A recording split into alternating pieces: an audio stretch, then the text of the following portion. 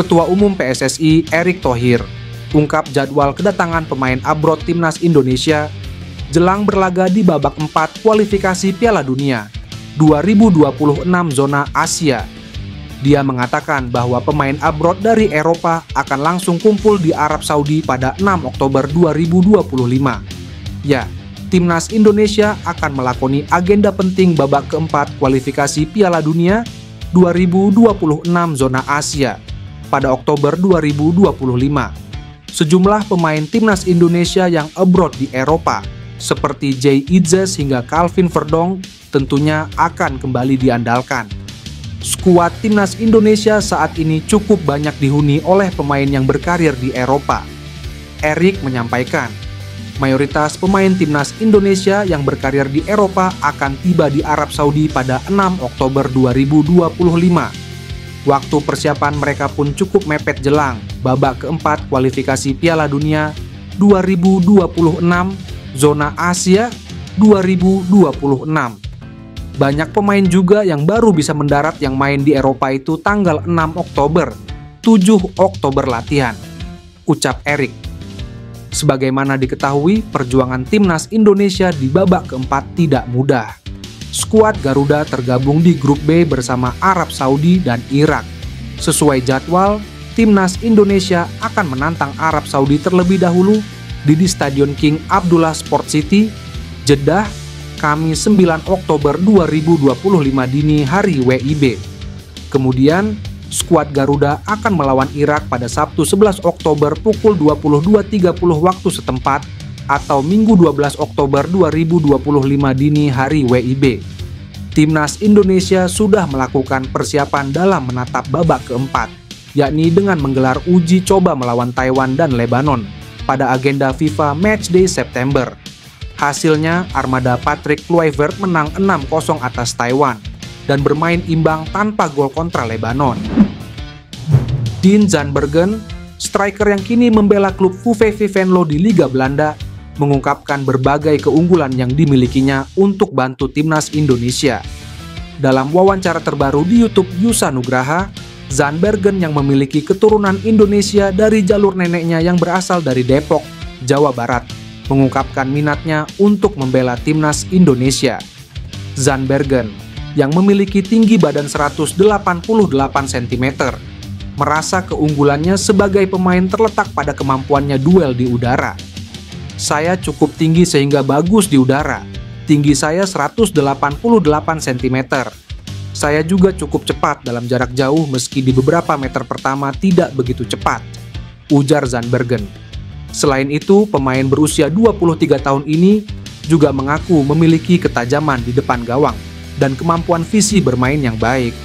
Meskipun memiliki banyak kelebihan, Zandbergen sadar masih ada beberapa aspek dalam permainannya yang perlu diperbaiki. Ia menyebutkan bahwa latihan privat menjadi bagian penting dari proses perbaikan diri, terutama dalam hal sentuhan pertama dan pengambilan keputusan. Zandbergen juga mengklaim bahwa staf timnas Indonesia sudah menghubunginya terkait proses naturalisasi.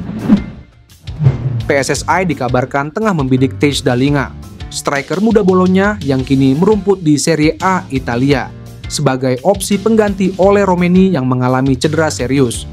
Nama Dalinga mencuat karena disebut memiliki darah keturunan Indonesia dan masuk dalam kategori pemain grade A yang dicari federasi.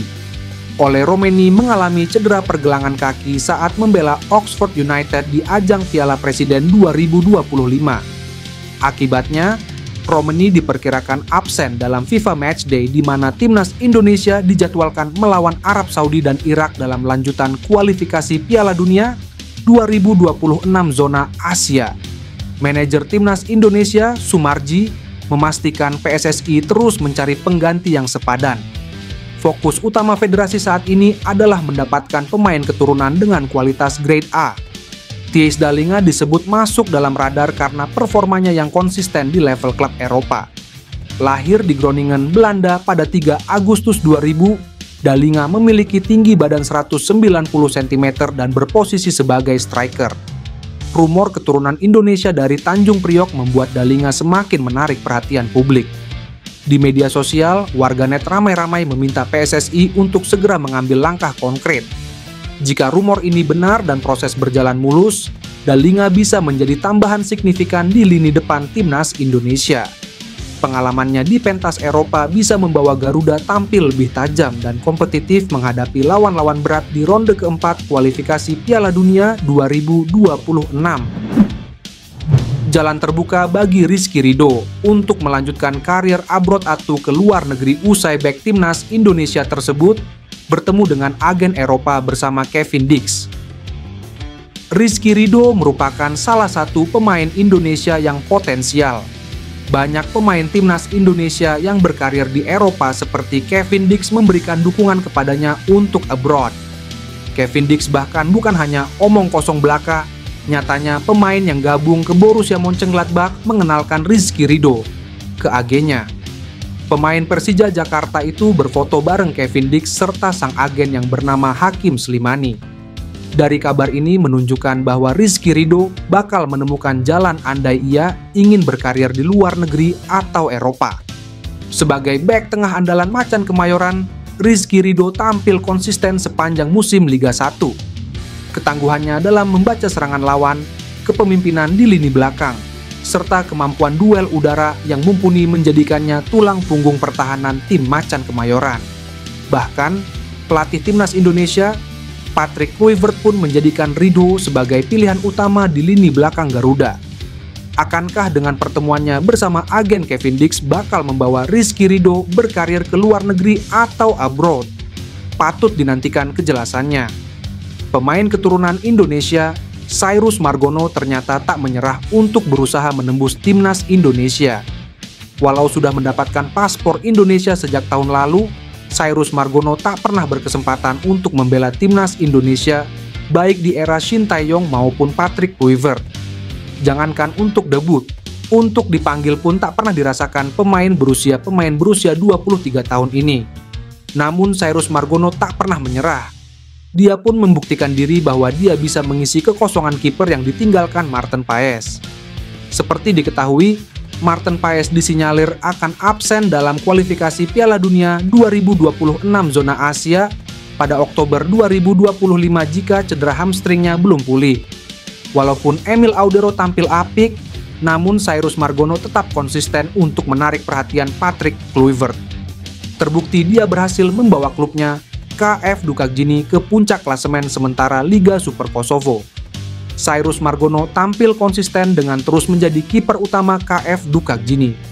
Cyrus Margono tampil apik di seluruh pertandingan.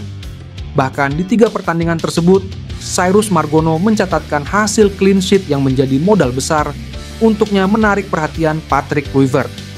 Patrick Kluivert memang memantau bakat anak-anak diaspora Indonesia di berbagai seluruh dunia. Tentu bukan hal yang tak mungkin jika Cyrus Margono membela merah putih di masa yang akan datang. Patrick Kluivert akan membujuk Ian Maatsen gabung timnas Indonesia jika lolos Piala Dunia 2026. Ian Maatsen yang saat ini bermain untuk Aston Villa baru memegang 1 caps bersama timnas Belanda senior. Ia bermain 120 menit saat Belanda kalah adu penalti dari Spanyol di semifinal UEFA Nations League A 2024 sampai 2025 pada Maret 2025.